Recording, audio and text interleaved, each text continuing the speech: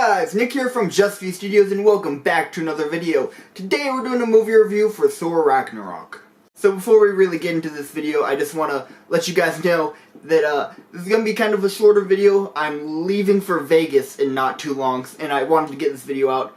And sorry for how kind of sparse videos have been the past week now. It was both getting ready for this trip and then some other short film stuff that I'm working on behind the scenes right now. So yeah. So, with that, we got a lot of videos. It's not a lack of not having videos. It's we got a lot of videos, but I don't have time to edit them and get them up right now. But don't worry, they're coming. This is a video that I needed to get up. So, here it is. Thor Ragnarok. So, Thor Ragnarok is the latest installment of the Thor franchise. And in my opinion, I'll just get this out of the way right now, I feel it's the best one by far.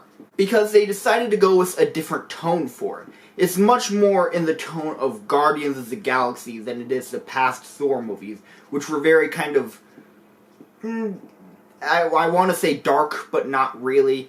Bland is probably a better word to describe the previous Thor movies.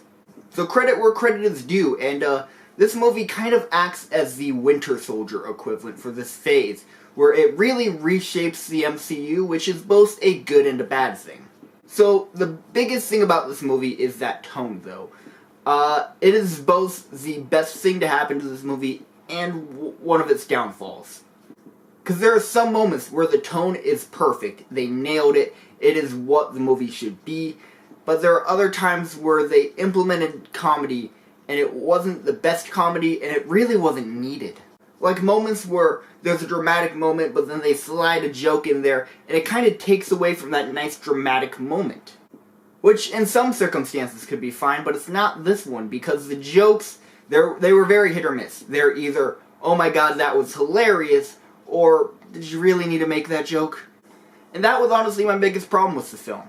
Other than that, it was pretty well done. I really enjoyed it. Special effects, for the most part, were pretty good. There are a couple moments here and there where I was like, but for the most part, they were great. I was very worried that it would be a stretch to make Chris Hemsworth, who was a dramatic character in Thor, a comedic character, but I felt the transition was very well done. Again, not perfect, but it was very well done. Cinematography was very bare bones. Color was interesting. From the trailers, I thought, okay, it's going to be kind of Guardians, very bright colors. And while there is a lot of color, some of it's kind of muted and kind of like grayed down, almost Man of Steel style, but not to that extreme.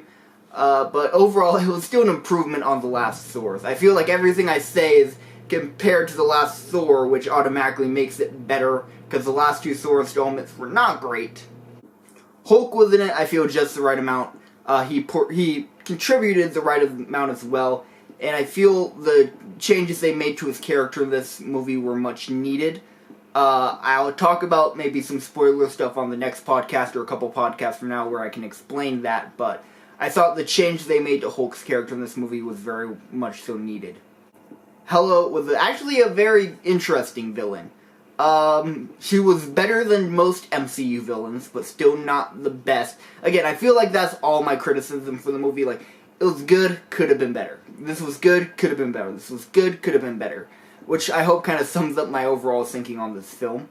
And another thing about this movie that I want to note is that the first 15 minutes is the Thor movie that I've wanted the entire trilogy. If they made that into a full 2-hour movie, they would have all my money.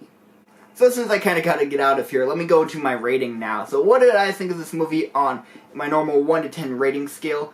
I'm going to give it an 8 out of 10 stars. Because it was good, could have been better in some moments though. But by far, best Thor movie. But how would it do on a date? Say you have that lovely Valhallan. Is that the name of people from Valhalla? Valhallans?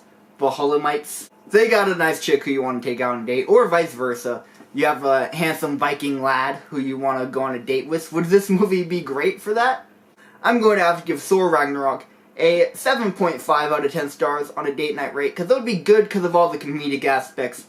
But, I mean, you're not really going to win her over with that or win him over with that. It'll be a funny movie, but that's the majority of what you'll get out of it on a date. So what did you guys think of Thor Ragnarok? I would absolutely love to hear your thoughts in that comment section down below. And don't forget to share this video with all your friends, and I will see you guys on the next one. stay classy. Later. Woo!